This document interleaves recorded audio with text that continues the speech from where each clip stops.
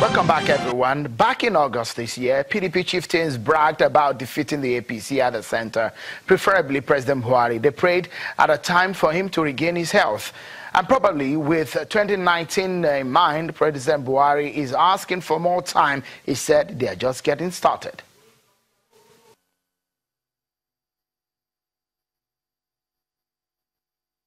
Started working, and we hope God in His infinite mercy will give Nigerians the patience to tolerate us. Thank you very much indeed. But Vice President Yemi Osinbajo seemed to be more confident about 2019. Hear him. There's a lot of hopes for the APC, receiving the APC in government. Do you think this team has gone down, and do you hope or do you think the APC can win any election in 2019? Of course. Why not? Why would APC, let me say first of all that APC is a revolutionary party.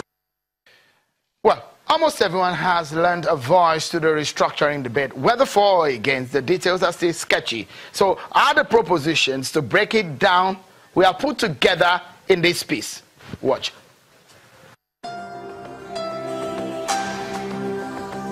Have spoken to policymakers, analysts, and many other concerned Nigerians in the past weeks, and there seems to be a consensus on what they think would work, but how? And that still carries a very big question mark. The answers have come in many shapes and in different colors, but not in black and white. Are we restructuring our economy or our polity? On a second thought, we could actually restructure our political economy. Political economy is a term used for studying production and trade and the relations with law, custom, and government, as well with the distribution of national income and wealth. And talking about distribution of wealth, the current revenue allocation formula favors the federal government, as it has 52% of the revenue accruing to the federation account. The remaining 48% is shared among the states, the 36 states, and the 774 local governments, and the 6 area councils in the Federal Capital Territory, Abuja.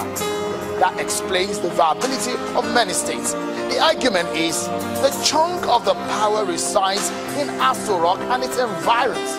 In the 1999 Constitution, 68 items are listed on the exclusive list, while 12 items are on the concurrent list. Concurrent legislative list, that is. You see, not just the wealth, the power. So this is why some suggest that the federal government needs to shed some weight. They say the center is heavy because it's biting off more than it can chew.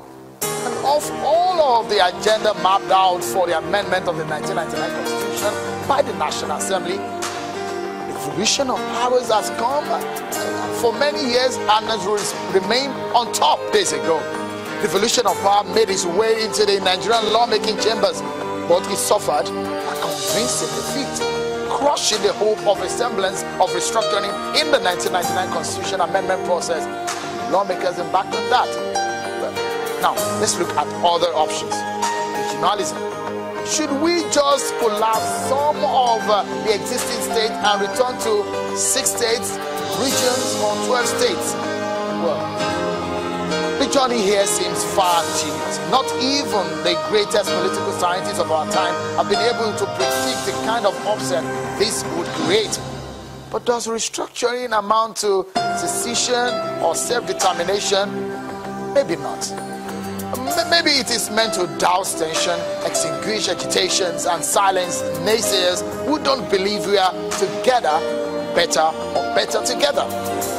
So the CONFAP 2014 has loads of recommendations that can help retrace our steps back the path of governance, equity, and social justice. Well, do you agree? Okay, let's go back to the Constitution.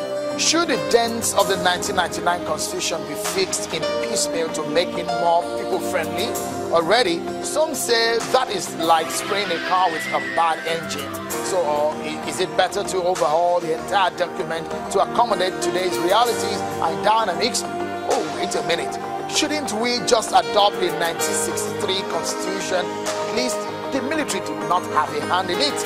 In the end, restructuring is just one word with many possibilities, many of which are geared towards a new political framework to address the perceived structural imbalance.